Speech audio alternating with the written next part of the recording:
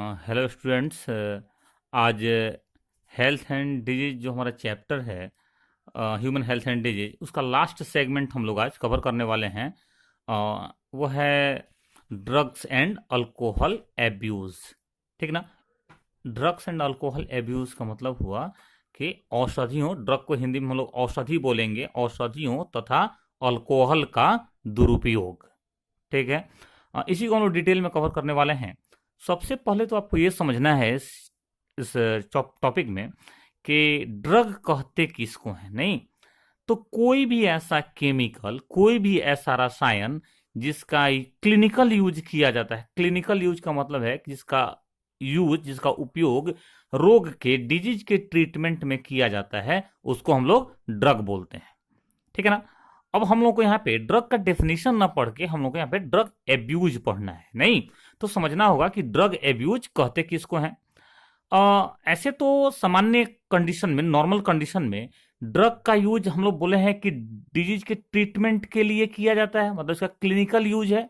लेकिन अगर clinical use के अतिरिक्त, इससे एक्स्ट्रा क्लिनिकल यूज से के अतिरिक्त अगर हम लोग ड्रग का यूज हायर डोज में, मतलब बढ़े हुए डोज में और फ्रीक्वेंटली, बार बार किसके लिए करते हैं? इंस्टेंट प्लेजर के लिए, त्वरित आनंद के लिए करते हैं, तब हम लोग इस कंडीशन को ड्रग एब्यूज कहते हैं।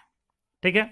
हम लोग बोले हैं कि ड्रग एब्यूज किसको कहते हैं, तो जब ड्रग का यूज ट्रीटमेंट के, किसी डिजीज के ट्रीटमेंट के लिए नहीं करके किसके लिए करते हो, तो इंस्टेंट प्लेजर के लिए, त्वरित आनंद के लिए करते हो, तो हम लोग ड्रग एब्यूज कहते हैं इस कंडीशन को। और इस कंडीशन में, ड्रग एब्यूज में, ड्रग का जो डोज होता है वह नॉर्मल डोज से बहुत ज्यादा होता है, और उसको लेने की जो फ्रीक्वेंसी होती है वो भी क्या होती है? हाई होती है।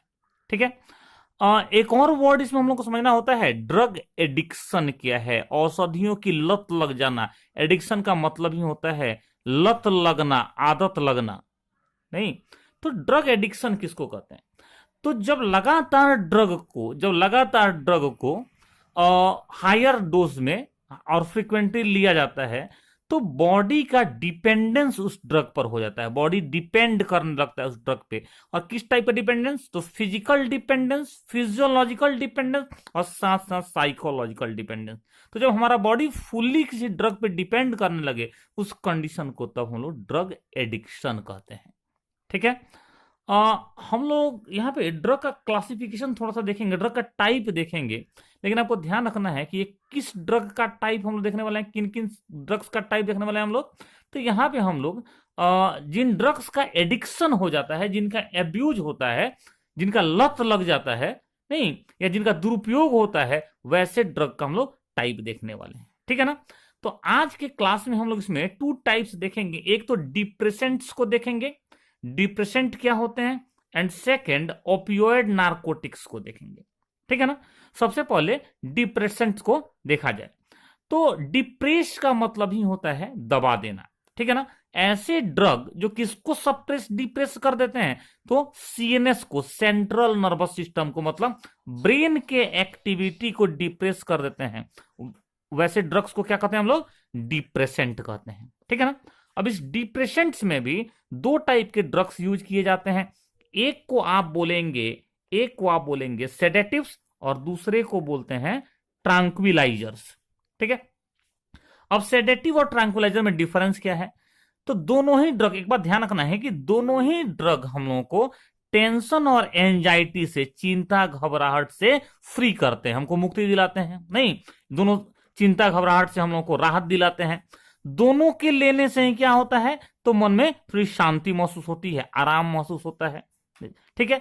एक डिफरेंस क्या है कि सेडेटिव का यूज करने से स्लीप आता है, नींद आती है। सेडेटिव नींद को इंड्यूस करते हैं, बढ़ाते हैं, जिसके चलते हम लोग सेडेटिव्स को स्लीपिंग पिल्स भी कहते हैं। नींद लाने वाली जो गोलियां होती हैं वो जेन्युइनली क्या होती हैं, वास्तविकता में क्या होती हैं? सेडेटिव्स होती हैं। जबकि जो ट्रैंक्विलाइजर्स हैं, ये टेंशन और एंजाइटी को कम तो करते हैं, लेकिन ये स्लीप को, ये नींद को इंड्यूस नहीं करते हैं, नींद को बढ़ाते नहीं है। ठीक है। एग्जाम्पल अगर देखा जाए तो बार्बिचुरेट्स ग्रुप के जो ड्रग्स हैं वो सेडेटिव्स हैं, और बेंजोडायजापिन्स क्या हैं? ट्रैंक्विलाइजर्स हैं। ठीक है, तो ये तो डिप्रेसेंट की बात हम लोग कर रहे थे, सेडेटिव्स और ट्रैंक्विलाइजर्स की बात कर रहे हैं। और सेकंड कैटेगरी इसमें देखा जाए तो उनको बोलते हैं ओपियोइड नार्कोटिक्स। ओपियोइड नार्कोटिक्स, इन्हीं के लिए पेन किलर्स वर्ड भी कई लोग यूज करते हैं। ठीक है ना। अब ये ओपियोइड नार्कोटिक्स क्या है, जरा इनको समझा जाए। एक प्लांट होता है, ऐसा समझना कि अफगानिस्तान वाला जो एरिया है, पाकिस्तान और अफगानिस्तान वाला, उस एरिया में एक प्लांट का टाइप है जिसको हम लोग पॉपी प्लांट बोलते हैं, या फिर इसी को ओपियम पॉपी बोलते हैं। पॉपी प्लांट या ओपियम पॉपी, इसको हिंदी में सफेद पोस्ता भी बोलते हैं, सफेद पोस्ता। ठीक है ना। क्या करते हैं कि इस प्लांट का अनराइप कैप्सूल, अनराइप का मतलब जो कच्चा कैप्सूल होता है, फ्रूट होता है, उसको निकाल के और उसका यूज कुछ तरह के डिजीज के, कुछ तरह के रोग के उपचार में, ट्रीटमेंट में किया जाता है। नहीं तो किस किस टाइप के ट्रीटमेंट में किया जाता है? एक तो ये सबसे अच्छे पेन किलर्स हैं, पेन किलर्स हैं। ठीक है। सेकंड जो है कफ के ट्रीटमेंट के लिए, कफ के ट्रीटमेंट के लिए इनका यूज किया जाता है। डायरिया के ट्रीटमेंट के लिए भी इनका यूज किया जाता है। ठीक है ना। तो यहां पे आपको याद क्या रखना है, सबसे पहले कि जो ओपियोइड नार्कोटिक्स हैं वो कहां से प्राप्त किए जाते हैं, कहां से डेराइव किए जाते हैं। तो आप बोलेंगे कि ओपियम पॉपी प्लांट से, जिनका बोटेनिकल नेम क्या है, पपावर सोमनीफेरम। पपावर सोमनीफेरम से ये डेराइव किए जाते हैं। और पपावर सोमनीफेरम के या ओपियम पॉपी प्लांट के किस पार्ट से? तो आप बोलेंगे अनराइप कैप्सूल से, अधपके या कच्चे फलों से प्राप्त किए जाते हैं। ठीक है। जब इस ड्रग को लेते हैं हम लोग, तो ये काम कैसे करते हैं? तो इनके लिए हमारे ब्रेन में, मतलब सेंट्रल नर्वस सिस्टम में, और साथ साथ गैस्ट्रोइंटेस्टाइनल ट्रैक्ट में, जिसको हम लोग आहार नाल बोलते हैं हिंदी में, नहीं तो ब्रेन में और गैस्ट्रोइंटेस्टाइनल ट्रैक्ट में special opioid, specific opioid receptors होते हैं। रिसेप्टर्स बोलते हैं ग्राही को। ओपियोइड रिसेप्टर्स होते हैं जिनसे जाकर के ड्रग क्या होते हैं, जुड़ जाते हैं, बाइंड कर जाते हैं। ठीक है ना। हमने बताया ही है कि इस ड्रग का यूज कहां होता है, तो एनाल्जेसिक या पेन किलर के फॉर्म में होता है। ठीक है ना। तो ये तो इनका नेचुरल यूज हुआ। कुछ दूसरे भी ऐसे ड्रग्स हैं जिनको डेराइव करते हैं, जिनको प्राप्त करते हैं या निकालते हैं हम लोग ओपियम पॉपी प्लांट से। उनको एक बार देखा जाए तो इसमें 3 टाइप्स के ड्रग्स आते हैं। एक है मॉर्फिन, दूसरा है कोडीन, और तीसरा है हेरोइन या स्मैक। नहीं, सबसे पहले मॉर्फिन को देखो। मॉर्फिन को पॉपी प्लांट के लेटेक्स से निकाला जाता है। लेटेक्स को हम लोग कॉमन वर्ड में मिल्क या दूध भी बोल सकते हैं। नहीं, पॉपी प्लांट का वो जो व्हाइट कलर का फ्लूइड निकलता है उसको हम लोग लेटेक्स कहते हैं। ठीक है। ये मॉर्फिन स्ट्रॉन्ग एनाल्जेसिक है, बहुत ही पावरफुल एनाल्जेसिक है। आप कह सकते हैं कि ये अभी जो मार्केट में अवेलेबल प्रेजेंट जो एनाल्जेसिक है उनमें सबसे पावरफुल एनाल्जेसिक है। नहीं, दर्द निवारक एनाल्जेसिक किसको हम लोग बोलते हैं, पेन किलर को या दर्द निवारक को। ठीक है। इसलिए हम लोग मॉर्फिन का यूज जो सर्जरी के पेशेंट होते हैं या जो कैंसर के पेशेंट होते हैं उनमें पेन किलर के फॉर्म में हम लोग करते हैं। ठीक है। लेकिन प्रॉब्लम क्या है कि मॉर्फिन लेने से इसकी लत लग जाती है, इसका एडिक्शन हो जाता है। ठीक है। और दूसरा जो डेरिवेटिव है ओपियम का वह है कोडीन। ठीक है ना। लेकिन कोडीन क्या है, एक माइल्ड एनाल्जेसिक है, मृदु, नहीं कम दर्द निवारक, छोटा दर्द निवारक है, ये मृदु दर्द निवारक है, माइल्ड एनाल्जेसिक बोलते हैं इसको हम लोग। इसका यूज पेन किलर के फॉर्म में तो होता ही है, इसको कफ सिरप में भी यूज किया जाता है। ठीक है। और जो थर्ड फॉर्म है उससे तो एग्जाम में क्वेश्चन भी पूछे गए हैं, हेरोइन या स्मैक।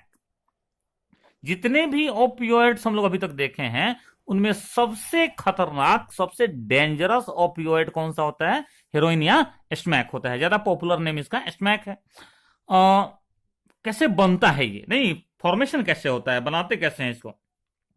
तो बोलता है कि मॉर्फिन जो ड्रग है, मॉर्फिन जो ओपियोइड है, उसके एसिटाइलेशन से हेरोइन या स्मैक का फॉर्मेशन होता है। एसिटाइलेशन ऑर्गेनिक केमिस्ट्री का एक प्रोसेस है। ठीक है। ये जो ऐसे बोलो कि मॉर्फिन